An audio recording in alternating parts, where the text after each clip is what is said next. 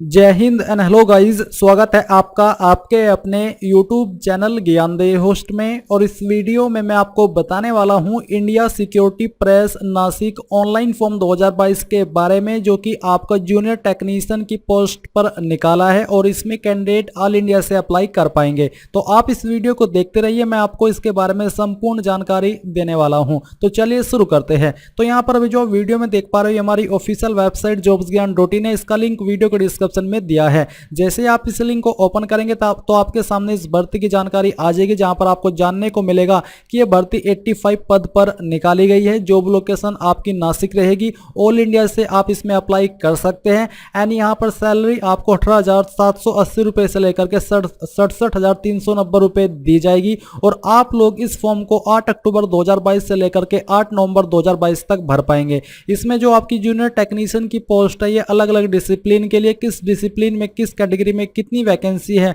वो आप यहां पर इस टेबल में देख सकते हैं। और कौन से डिसिप्लिन में अप्लाई करने के लिए कौन सी क्वालिफिकेशन चाहिए वो भी आप देख सकते हैं। बेसिकली 10वीं तो कंपलसरी है। और इसके अलावा जो ITI है वो किस ट्रेड में अप्लाई करने के लिए किस ट्रेड में होनी चाहिए वो यहां पर जानकारी आपको दी गई है। तो ये सब जानकारी आपको यहां से चेक कर लेनी है। अगर आप नोटिफिकेशन डाउनलोड करना चाहते तो ऑफिशियल नोटिफिकेशन पर क्लिक करेंगे तो ये आपके सामने इसका ऑफिशियल नोटिफिकेशन आ जाएगा, जहां से आप संपूर्ण जानकारी ऑफिशियल वे में ले सकते हैं अगर आप यहां से जानकारी लेना चाहते हैं। अब इसके बाद जब आप इसमें इंटरेस्टेड हो जाए तो आपको अप्लाई ऑनलाइन पर क्लिक करना है। इसके बाद आपके सामने कुछ ऐसा इंटरफेस आएगा। यहां पर आपको click here for new registration, इसके ऊपर क्लिक करना है। अब आपको यहां पर आपका जो फर्स्ट नेम है 10th की मार्कशीट के अनुसार वो एंटर करना है। तो हम यहाँ पर इसको एंटर करते हैं। ये एंटर करने के बाद आपको आपके फर्स्ट नेम को दोबारा डाल करके यहाँ पर वेरीफाई करना है। अगर आपका मिडिल नेम है तो यहाँ पर डाल दीजिए, नहीं तो खाली छोड़ दीजिए। फिर आपको यहाँ पर लास्ट नेम एंटर करना है। लास्ट नेम को दोबारा डाल करके आपको यहाँ पर वेरीफाई कर देना है। फिर आता है मोबाइल नंबर। आपको अपना मोबाइल नंबर एंटर करना है। इस नंबर को दोबारा डाल करके वेरीफाई कर देना है। कोई अन्य मोबाइल नंबर देना चाहते तो अल्टरनेटिव नंबर के अंदर दे सकते हैं, नहीं तो आप इसको खाली भी छोड़ सकते हैं। फिर आपको अपनी ईमेल आईडी का सिर्फ यहाँ पर एड्रेस डालना है। और इसके बाद डोमेन नेम के ऊपर क्लिक करके डोमेन सेलेक्ट करना कि किस डोमेन पर है। जैसे कि मेरी ईमेल आईडी gmail.com पर है तो मैं यहाँ से gmail.com सेलेक्ट करूंगा। अब आपको अपनी ईमेल आईडी यहाँ पर पूरी डाल देनी है। इस बार कोई डोमेन नेम सेलेक्ट करने की आवश्यकता नहीं है। फिर ये आप सिक्योरिटी कोड भरेंगे और इन सभी जानकारी को वेरीफाई करने के बाद सेव एंड नेक्स्ट के ऊपर क्लिक करेंगे। नाउ गाइज, आप देखेंगे कि जो आपका रजिस्ट्रेशन है वो हो चुका है और आपको इसकी जानकारी यहां पर दे दी गई है। सेम जानकारी आपको ईमेल और मैसेज के माध्यम से भी सेंड कर दी गई है। अब इस सेक्शन के अंदर आपको आपका फोटो एंड साइन अपलोड करना है। फोटो का साइज 20 से 50 KB के बीच में होना चाहिए, तभी वो अपलोड हो पाएगा। तो आपको चूज फाइल के ऊपर क्लिक करना है और जहां पर भी आपका फोटो फाइल है वो आपको सिलेक्ट कर लेना है और फिर उसको यहां से ओपन करना है। ओपन करने के बाद आपकी फाइल यहां पर इस प्रकार से आ जाएगी।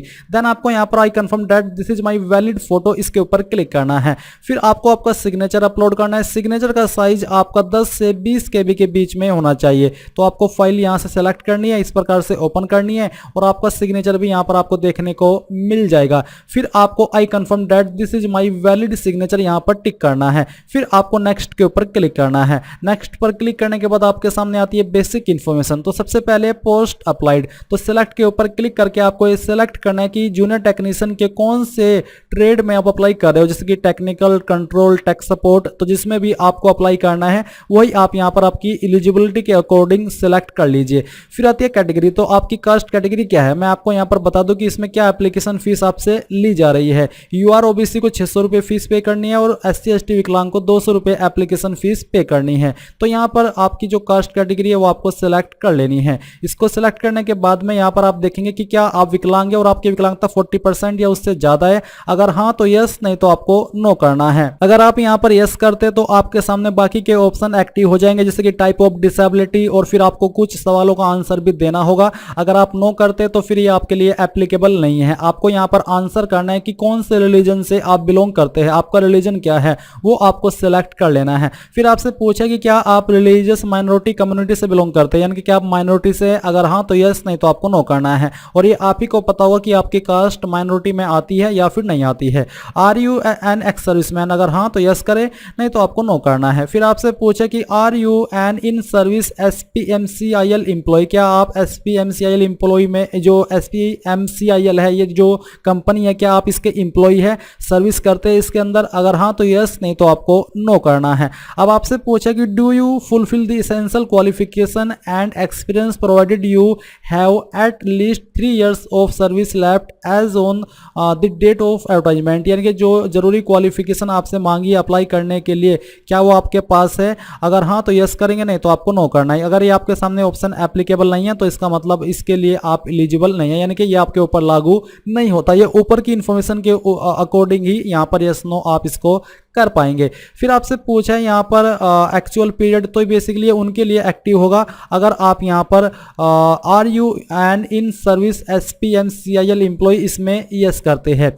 फिर यहाँ पर है नेशनलिटी सिटीजनशिप जो कि इंडियन रहेगी। सेंटर ऑफ एग्जामिनेशन, एग्जाम के लिए कहाँ पर सेंटर आप रखना चाहते हैं, इन्हीं लोकेशन पर आपका एग्जाम सेंटर रहेगा, चाहे आप कहीं से भी अप्लाई कर रहे हैं तो आपको आपकी प्रेफरेंस दे देनी है। आपकी डेट ऑफ बर्थ क्या है वो आपको यहाँ पर सेलेक्ट करनी है, पहले डे, फिर इसके बाद में मंथ, और फिर जो भी आपका ईयर है वो आपको सेलेक्ट कर लेना है। जेंडर आपका क्या वो आपको सेलेक्ट करना है, क्या आप जुड़वा भाई बहन है, do you have twin brother sister? अगर हाँ यस, नहीं तो आपको नो करना है। अगर आप यस करते तो आपको जेंडर बताना है आपके जुड़वा का और उसका नाम बताना है। इसके बाद यहाँ पर आपको मैरिटल स्टेटस अपना सिलेक्ट कर लेना है, जो भी है अनमैरिड मैरिड जो भी है बेसिकली वो आपको बताना है। फिर आपको यहाँ पर जो आपके फादर का नेम है वो आपको एंटर करना है। देन आपको यहाँ पर आपकी माताजी का नाम एंटर करना है। ये नाम भी आपके 10th की मार्कशीट के अनुसार होने चाहिए। कोरस्पोंडेंस एड्रेस यानी कि जो आपका प्रेजेंट एड्रेस है वो एड्रेस आपको यहाँ पर देना है। पूरा एड्रेस आपको इन 2-3 लाइनों के अंदर थोड़ा थोड़ा करके लिख देना है। इसके बाद जो आपकी डिस्ट्रिक्ट है वो डिस्ट्रिक्ट आपको यहाँ पर एंटर करनी है। चलिए हम यहाँ पर इसको एंटर कर देते हैं। ये एंटर करने के बाद यहाँ पर आता है स्टेट, तो जो भी आपकी स्टेट है वो आप सिलेक्ट कर लीजिए और यहाँ पर आप अपना पिन कोड एंटर कर दीजिए। फिर नीचे कि क्या आपका प्रेजेंट और परमानेंट एड्रेस सेम है, अगर हाँ तो यहाँ पर टिक कर दीजिए। फिर आता है कि कौन से एड्रेस के ऊपर आप अपनी एप्लीकेशन फीस की GST इनवॉइसिंग सेंड करना चाहते हैं वो आप सिलेक्ट कर लीजिए। इसके बाद आपको यहाँ पर जानकारी को वेरीफाई करने के बाद सेव एंड नेक्स्ट के ऊपर क्लिक करना है। नाउ गाइज आपके सामने क्वालिफिकेशन की जानकारी का सेक्शन आ चुका है, तो आपको अपनी क्वालिफिकेशन की डिटेल देनी है। तो यहाँ पर है एग्जाम पास्ट, आपको बोला कि candidates whose result are awaits on as on 8/11/2022 need not apply, यानी कि जिनका रिजल्ट 8/11/2022 तक नहीं आया है वो इसमें अप्लाई न करे क्योंकि वो एलिजिबल नहीं है। तो चलिए हम यहाँ पर क्वालिफिकेशन की जानकारी देते हैं। तो फुल टाइम ITI सर्टिफिकेट तो किसके अंदर है, यहाँ पर आपको काफी सारे विकल्प दिए गए, इनमें से किसी एक में होना चाहिए अगर आप इस पर एलिजिबल होना चाहते हैं अप्लाई करने के लिए। तो हम इसको सिलेक्ट कर लेते हैं। फिर आता है डेट ऑफ पासिंग, कब आपने क्वालिफिकेशन पास कर ली थी वो आपको यहाँ पर सिलेक्ट कर लेना इस प्रकार से। ये सिलेक्ट करने के बाद यहाँ पर आप अपनी परसेंटेज भरेंगे और फिर अपनी क्लास बताएंगे कि फर्स्ट क्लास थी, सेकंड थी या फिर सिर्फ पास क्लास थी। इसके बाद है फुल टाइम डिप्लोमा, अगर आपके पास है तो आप यहाँ पर जो भी है प्रिंटिंग टेक्नोलॉजी ये सिलेक्ट कर लीजिए। फिर यहाँ पर आप अपना पासिंग ईयर बताइए कि कब आपने पास कर लिया था। इसी प्रकार से जैसे कि अभी आपने आपकी ITI की जानकारी दी है, परसेंटेज आपकी क्या थी वो आप यहाँ पर भरेंगे और आपकी क्लास भी आपको सिलेक्ट कर लेनी है। कोई अदर क्वालिफिकेशन है तो वो भी आप यहाँ पर दे सकते हैं। अगर आपके पास कोई एक्सपीरियंस है और आप देना चाहते तो आप उसकी जानकारी भी दे सकते हैं। आपको नेम ऑफ एम्प्लॉयर के अंदर उस कंपनी का नाम देना है या फिर उस बंदे का नाम देना है जहां पर आपने काम किया है। डेजिग्नेशन के अंदर उस पोस्ट का नाम जिस पोस्ट पर रह करके आपने काम किया है। फ्रॉम के नीचे जो डेट मंथ ईयर है यहाँ पर आपको वो डेट सिलेक्ट करनी है जब आपने जॉब ज्वाइन की थी, और टू के नीचे जो डेट मंथ ईयर है यहाँ पर आपको वो डेट सिलेक्ट करनी है जब आपने जॉब छोड़ी थी। किस तरह का आप काम करते थे, ड्यूटीज आपकी क्या थी, उसका नेचर क्या था, थोड़ा सा शॉर्ट में आपको बताना है। क्यों आपने जॉब छोड़ी वो भी आपको यहाँ पर देना होगा। फिर यहाँ पर है कि क्या आपके ऊपर कोई क्रिमिनल केस पेंडिंग है, अगर हाँ तो यस, नहीं तो आपको नो करना है। क्या किसी केस में आप दोषी पाई गए हो, अगर हाँ तो यस, नहीं तो यहाँ पर भी आपको नो कर देना है। लैंग्वेज नॉन, कौन कौन सी लैंग्वेज आपको आती है वो आपको यहाँ पर लिखनी है और उसका स्टेटस बताना है कि मुझे पढ़नी आती है, लिखनी आती है और बोलनी आती है। कोई आपको अन्य लैंग्वेज आती है वो आप यहाँ पर लिखेंगे और उसका स्टेटस बताएंगे कि मुझे पढ़नी, बोलनी और लिखनी आती है। इसके अलावा जैसे कि अगर आपको मराठी आती है तो आप मराठी लिखेंगे और फिर उसका स्टेटस भी बता देंगे। देन आप यहाँ पर सेव एंड नेक्स्ट के ऊपर क्लिक करेंगे। इसके बाद आपके सामने आपके फॉर्म का प्रीव्यू आ चुका है। जो भी जानकारी आपने भरी है उन सभी को आप यहाँ पर वेरीफाई कर लीजिए। वेरीफाई करने के बाद आई एग्री के ऊपर क्लिक कीजिए और कंप्लीट रजिस्ट्रेशन के ऊपर क्लिक कर दीजिए। इसके बाद आपके सामने अपलोड का सेक्शन आ चुका है जहां पर आपको बाएं अंगूठे का निशान अपलोड करना है। तो आपको चूज फाइल के ऊपर क्लिक करना है और जहां पर भी आपके बाएं अंगूठे का निशान है वो आपको अपलोड करना है। इस प्रकार से आप यहाँ पर आपका थंब इंप्रेशन सेलेक्ट करेंगे और इसको ओपन कर देंगे। ओपन करने के बाद आपकी फाइल यहाँ पर आ जाएगी। आपको वेरीफाई करते हुए इसको ओके कर देना है। ओके करने के बाद आता है हैंड रिटन डिक्लेरेशन, डिक्लेरेशन, यानी कि आपको हाथ से डिक्लेरेशन लिखना है। ये आप कैसे लिखेंगे और कहां से लिखेंगे, तो मैं आपको बता दूं कि जो लिंक मैंने वीडियो के डिस्क्रिप्शन में हमारी वेबसाइट का दिया है, ये आपको एक बार फिर से ओपन कर लेना है। यहाँ पर आपको हैंड रिटन डिक्लेरेशन देखने को मिलेगा। ये जो लाइन दी गई है, ये वाली लाइन आपको एक कोरे कागज के ऊपर, यानी कि ब्लैंक पेज के ऊपर लिखनी है अपने हाथ से, और नेम ऑफ द कैंडिडेट की जगह पर आपको अपना नाम लिख देना है और नीचे साइन कर देना है। फिर उस इमेज को स्कैन करके आपको यहाँ पर अपलोड करना है एंड इसका साइज 100 KB से कम रहना चाहिए। ये फिर आप सिक्योरिटी कोड फिल करेंगे and then save and next के ऊपर क्लिक कर देंगे और यहाँ से ओके करेंगे। ओके करने के बाद में आपके सामने पेमेंट का अमाउंट आएगा। ये आपको वेरीफाई करते हुए इस कैप्चा कोड को फिल करना है।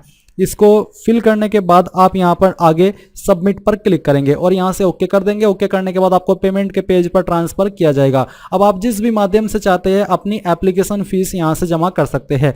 जैसे ही आप अपनी एप्लीकेशन फीस जमा करेंगे तो आप अपने एप्लीकेशन फॉर्म का फाइनल प्रिंट आउट ले पाएंगे। इस प्रकार से आप लोग ISP Nashik junior technician online form 2022 को भर पाएंगे। आई होप ये प्रोसेस आपको पसंद आया होगा। So thanks for watching. जय हिंद।